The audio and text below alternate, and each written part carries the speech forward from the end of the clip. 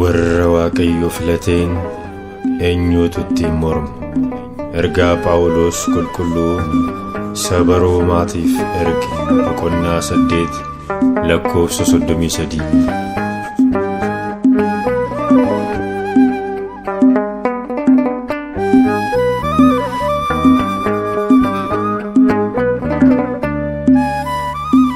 Eenyutu hadheessaa kan waaqni filatee, eenyutu salphisaa gooftaan kan jaallatee.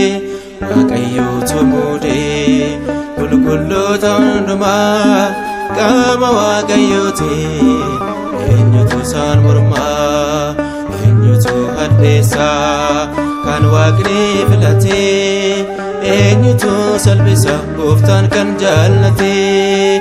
Waaqayyootu muudee qulqulloota hundumaa qaama waaqayyooti. Eenyutu isaan mormaa?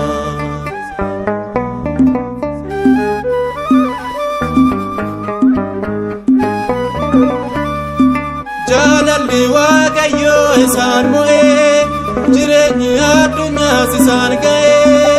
Maqaa Yesuusiif wareegamanii, gonfoo ulfina badhaafamanii. Eenyutu hadheessaa kan waaqni filatee, eenyutu salphisa gooftaan kan jaallatee. Waaqayyootu muudee qulqulloota hundumaa qaama waaqayyooti. Eenyutu isaan mormaa?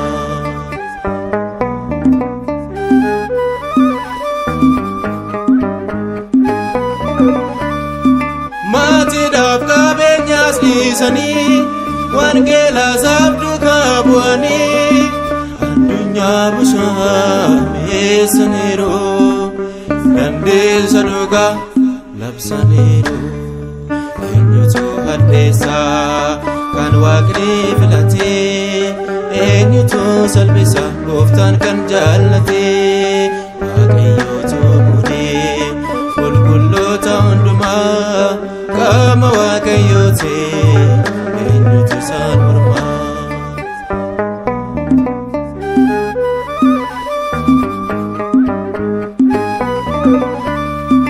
Dhagaan ajjeechadha itti roobus, tasa himuun dhisnee waa'ee Yesuus.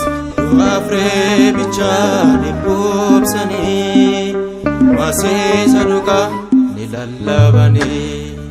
Eenyutu hadheessaa kan waaqni filatee, eenyutu salphisa gooftaan kan jaallatee. Waaqayyootu muudee qulqulloota hundumaa qaama waaqayyooti.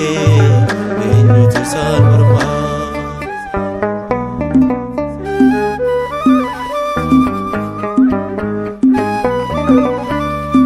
Kabajni ni ta'a qulqullootaaf, ifataniiru biyya lafaaf.